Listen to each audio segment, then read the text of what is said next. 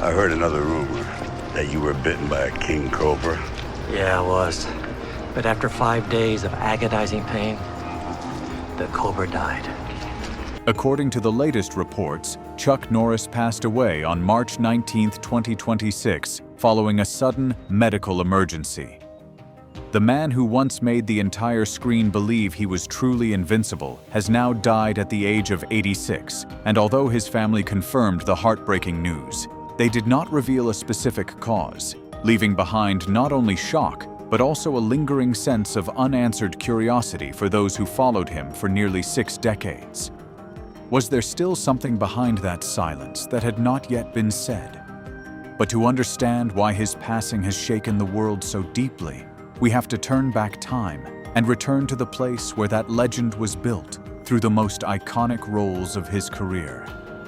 From The Way of the Dragon to Walker, Texas Ranger, let's look back at the unforgettable performances that shaped Chuck Norris into a legend, and at the journey that saw him rise, explode into stardom, and leave behind a mark that time could never erase. Number 1. Colt, The Way of the Dragon, 1972. Before Chuck Norris became the name most closely tied to the image of screen invincibility, he was simply the man who walked into a movie to face Bruce Lee.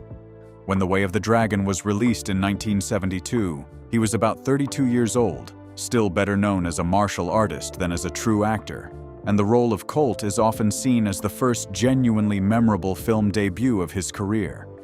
On the surface, that may sound like too small a place for a legend to begin, but it was from that seemingly secondary position that Chuck Norris made himself impossible to ignore. In The Way of the Dragon, he played Colt, an American fighter brought in as the final test, the one man strong enough to make audiences feel, for the first time, that Bruce Lee could actually be in danger. Colt did not have many lines, did not have a personal story designed to win the audience's sympathy, and was never given the spotlight at the center of the film. And yet Norris gave the character real weight through nothing more than his stance, his eyes, his composure, and the sense of danger that came through in every movement he made. While many actors need dialogue to leave an impression, Chuck Norris made people remember him through sheer presence alone. He entered the frame with a kind of coldness that felt completely different. Never loud, never showy, but strong enough to make it clear that this was no ordinary opponent. By the time the fight in the Colosseum begins, that contrast becomes even more striking. Bruce Lee is speed, charisma, and explosive unpredictability. Chuck Norris, by comparison, is force, endurance, and the stubborn toughness of a man who looks like he could stand still and still dominate the entire frame. That contrast is exactly what made the fight iconic, and it is also what made Chuck Norris, even in defeat, one of the names audiences carried with them out of the theater. But if you looked only at that one film, it would be easy to assume that he was simply a memorable opponent in Bruce Lee's journey. The truth is that Colt did much more than that. It did not turn Chuck Norris into a star overnight, but it showed Hollywood that he had something not every martial artist could bring to the screen: cinematic presence. He did not just know how to fight. He had the ability to make people believe in his strength before he ever threw the first punch. And that was the most important foundation of all. After Colt, Chuck Norris was no longer just a martial artist testing himself in film. He was becoming a face Hollywood could look at and seriously wonder, if this man could make that strong an impression in a brief role as an opponent, what would happen if he were placed at the center of the story? A few years later, the answer began to arrive with Good Guys Wear Black. Number 2. John T. Booker, Good Guys Wear Black, 1978. If The Way of the Dragon was the first time Chuck Norris made audiences turn and take notice, then Good Guys Wear Black was the film that truly pushed him straight into the spotlight. In 1978, when the movie was released, he was around 38 years old, at that point in life when a man can either quietly fade away or break through in a big way. And with John T. Booker, Chuck Norris did exactly that, exploding into a major name in the film industry of that era. He played a former commando drawn into a web of betrayal and political conspiracy. But what audiences remembered most was not just the plot. It was the feeling that, this time, Chuck Norris was no longer there to support someone else. The screen started to revolve around him. Every step, every look, every move he made carried a very specific kind of presence. Cold, sharp, tough, and full of weight. Booker did not need to say much to prove who he was, because the way Chuck Norris held himself in the frame was already enough to make people believe this was a man who could carry the entire film on his shoulders. More importantly, this was the movie that made Chuck Norris truly hot. He was no longer just a famous martial artist crossing over into film. He became an action star audiences were willing to buy tickets to see. Good Guys Wear Black almost laid the foundation for the entire Chuck Norris image the public would be drawn to for years afterward. The lone hero, quiet, disciplined, tough, and somehow even more dangerous the more pressure he was under. This was when Hollywood started looking at him differently, not as an interesting experiment, but as a real action star who could build a market of his own. After John T. Booker, Chuck Norris was no longer remembered as the guy who once faced Bruce Lee. He was starting to become Chuck Norris, a name strong enough to launch a legend of its own. And that is exactly why this role matters so much in the overall arc of his career. It was not just a success, it gave him serious momentum. After Good Guys Wear Black, the image of Chuck Norris became clearer, bigger, and more perfectly matched to the action boom that was taking over. Audiences began to see him as a new symbol of the one-man-against-the-world action genre. From that point on, his career was no longer a test run. It shifted into full acceleration. And a few years later, when he stepped into Lone Wolf McQuade, Chuck Norris was not just returning in another role. He was coming back as a fast-rising star, ready to turn his toughness into a screen brand that the entire 1980s would remember. Number 3. J.J. McQuade, Lone Wolf McQuade, 1983. If Good Guys Wear Black was the film that pulled Chuck Norris into the spotlight, then Lone Wolf McQuade was the moment he truly started to look like the kind of action star born to rule the VHS era. In the film, he played J.J. McQuade, a Texas Ranger who lived like a lone wolf, stubborn, reckless, hard to control, and only more dangerous the more cornered he became. From his very first appearance, McQuade was nothing like the clean-cut, polished hero audiences were used to seeing. He showed up dusty, rough, unshaven, with tired eyes, and the kind of presence that felt like this was a man who had been through too much in life to care about pleasing anyone anymore. And somehow, that made him even more compelling. IMDb describes the character as a lone wolf Texas Ranger going up against a drug and weapons trafficker, and later retrospective pieces have treated the film as one of the hits that pushed Chuck Norris further into the front ranks of 1980s action stars. What made this role stand out was how sharply it defined the Chuck Norris image. Before that, audiences already knew he was strong, knew he had presence, knew he could carry a movie.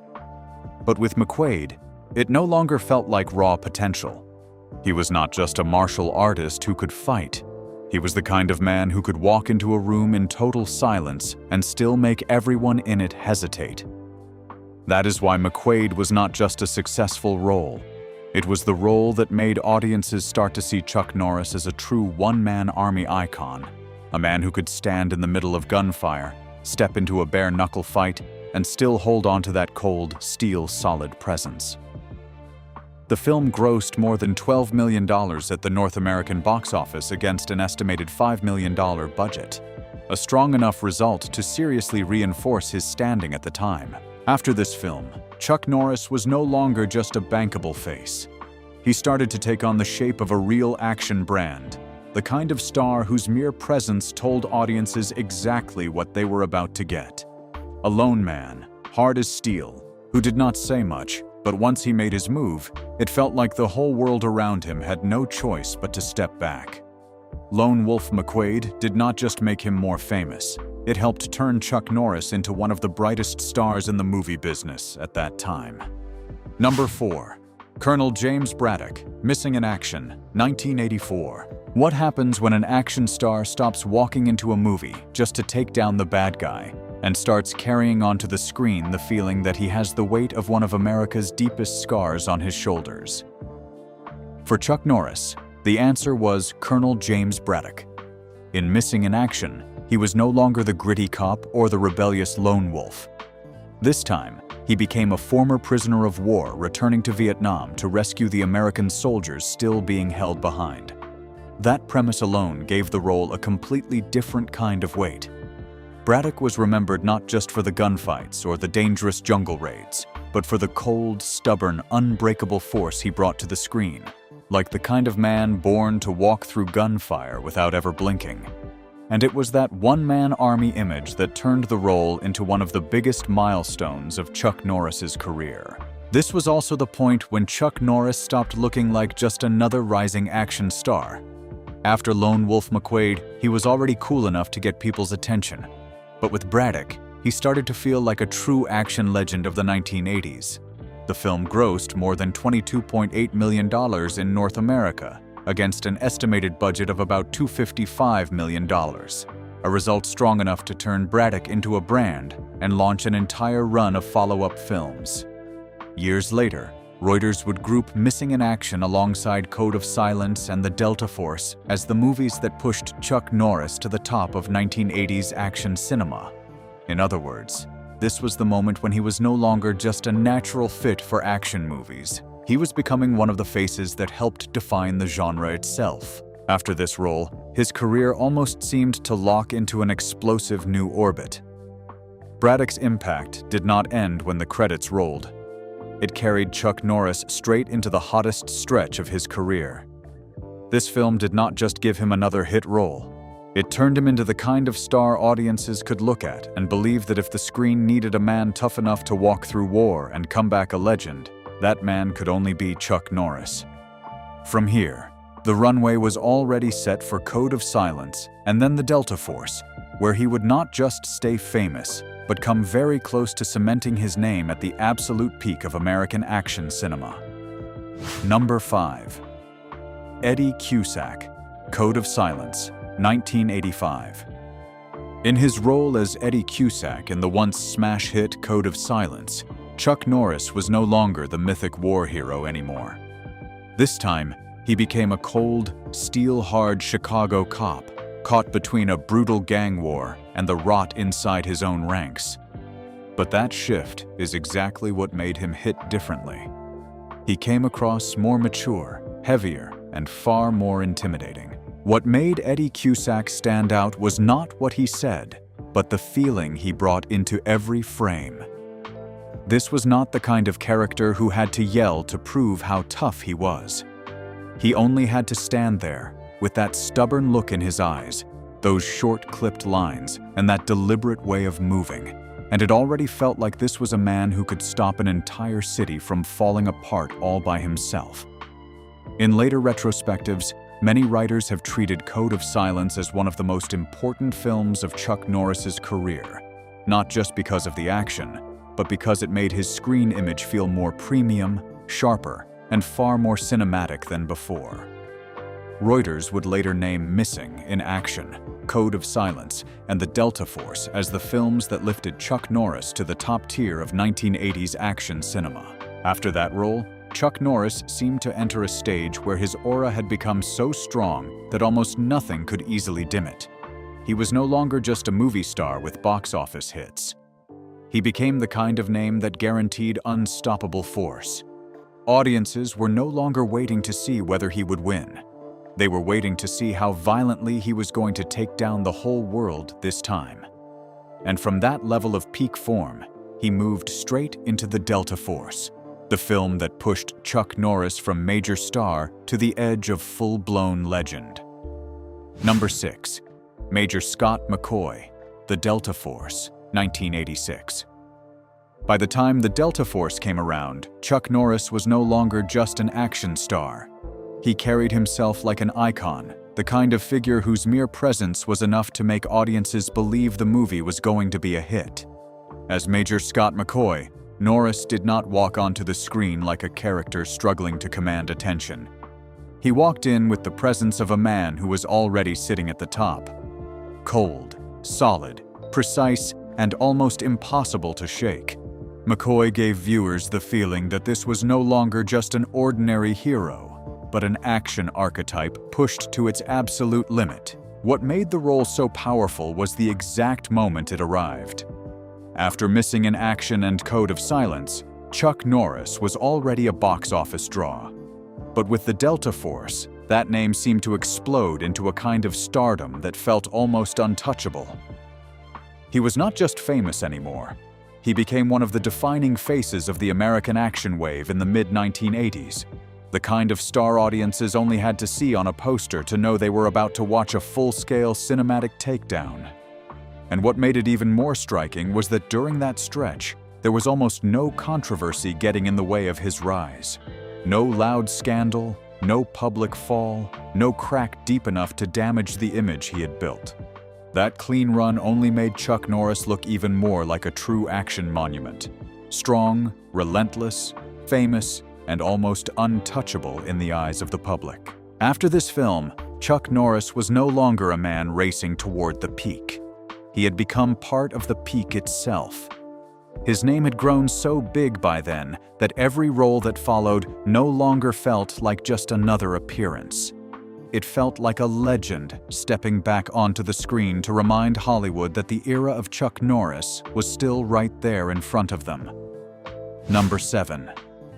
Cordell Walker, Walker, Texas Ranger, 1993-2001. When Walker, Texas Ranger premiered in 1993, Chuck Norris was about 53 years old, and by that point he was no longer just an action star trying to stay relevant.